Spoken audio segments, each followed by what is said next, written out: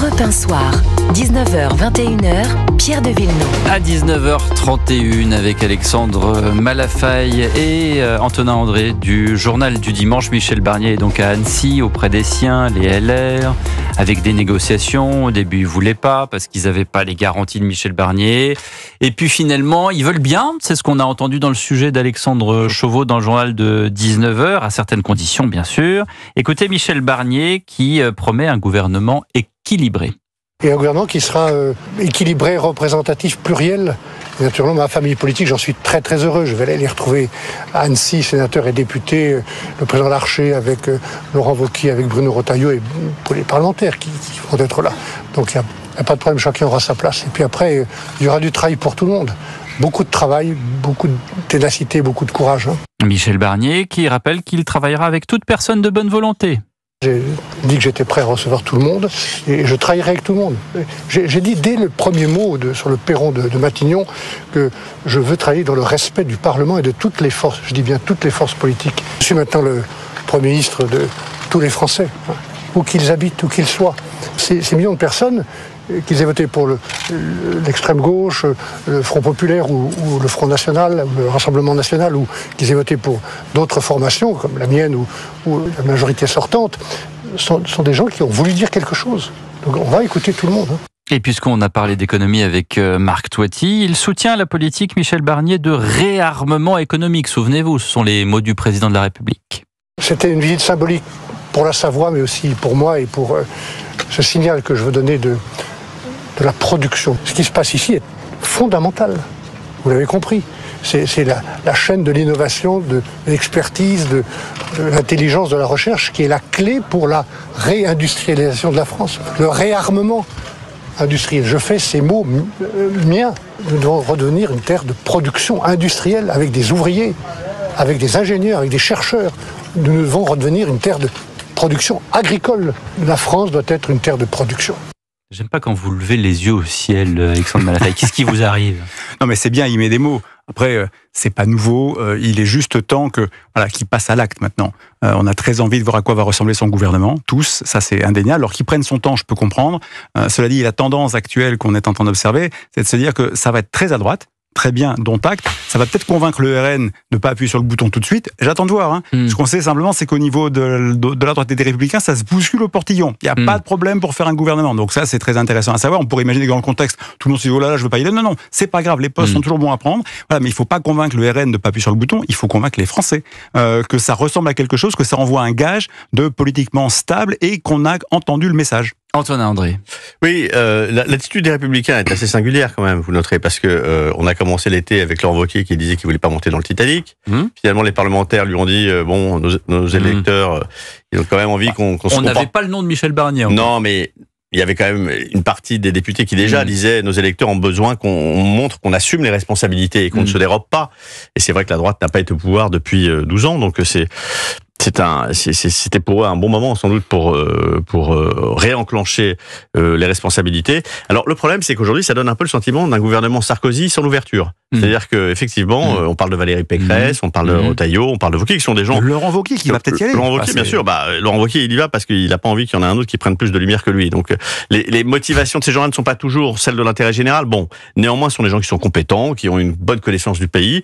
Et donc, moi, je trouve ça plutôt positif, même de voir un Éric Woerth qui reviendra au budget. Je trouve ça intéressant parce que c'était quelqu'un qui a dit... La difficulté de Michel Barnier maintenant va être aussi de remplir les exigences du parti présidentiel, Renaissance, du MoDem qu'on n'entend pas beaucoup aujourd'hui et qui, à mon avis, nourrit une forme d'amertume d'avoir le sentiment qu'il va sortir de la photo. Et puis, il y a le défi de la gauche et des écologistes. Et là, je trouve qu'il y a un manque d'imagination. Je trouve que Michel Barnier pourrait très bien aller chercher un vice-président de conseil régional, un maire d'une ville moyenne, socialiste. Pas forcément des gens qui sont très en vue, mais des gens qui sont connectés au terrain, qui, à mon avis, n'ont pas les atermoiements, les états d'âme de socialistes qui pensent à leur congrès, mais qui ont vraiment la volonté de servir l'intérêt général, ou bien chez les écologistes, je pense à Yannick Jadot, qui, après tout, est un sénateur qui est assez peu dans la ligne de Marine Tondelier, très libéral sur le plan économique, et qui pourrait très bien aussi prendre sa part. Mais est-ce qu'il ira, ou est-ce que, parce que c'est le sentiment qu'on a à gauche, c'est qu'il y a un mur, et qu'ils disent, non, nous, on va rester dans l'opposition, parce qu'on n'a aucunement envie de collaborer dans une coalition. Vous parlez de la gauche d'Olivier Faure et des états-majors.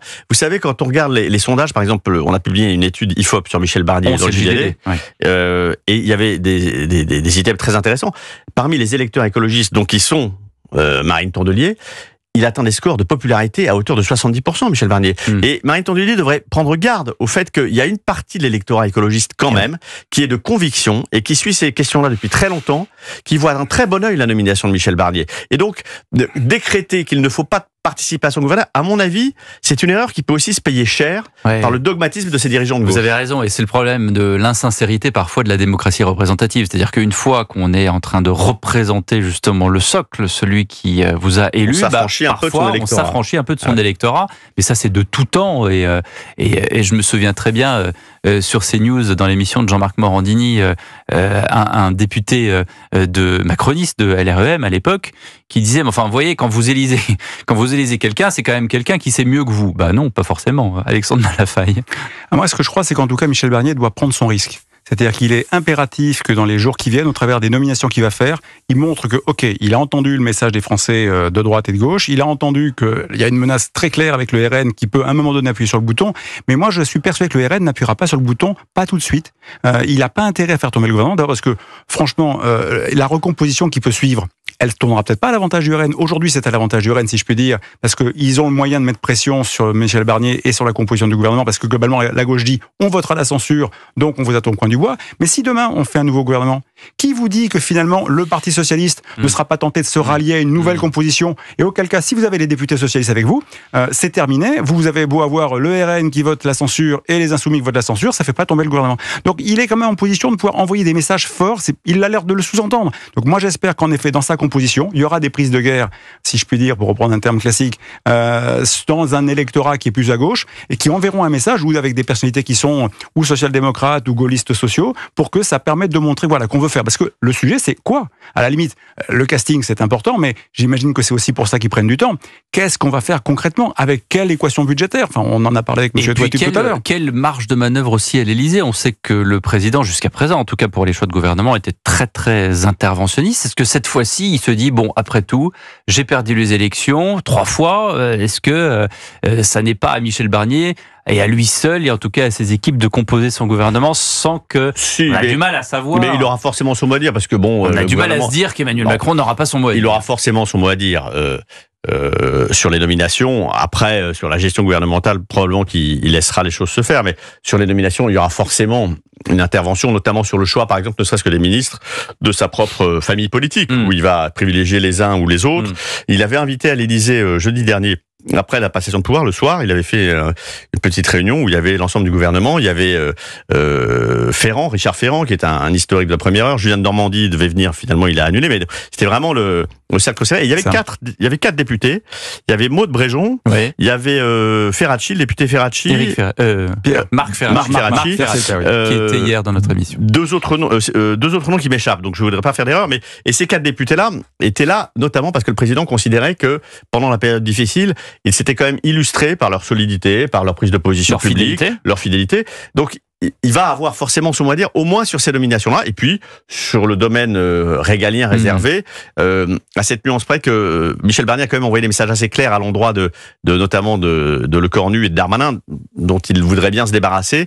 Et puis il y a le cas Rachida Dati, pour lequel je peux vous dire que c'est pas seulement Emmanuel Macron qui est à la manœuvre, mais aussi un ancien président qui est resté très très proche de Rachida Dati et qui en fait un point dur de la négociation. Je vois très bien qui est l'ancien président. 19h40, Cyril Hanouna vous accueille tous les jours du lundi au vendredi de 16h à 18h pour On marche sur la tête. Vous participez bien sûr à la mission en direct. 01 80 20 39 21. Europe 1 vous rappelle, le numéro est absolument pas surtaxé. À tout de suite sur Europe 1. 19h, 21h, Europe 1 Soir.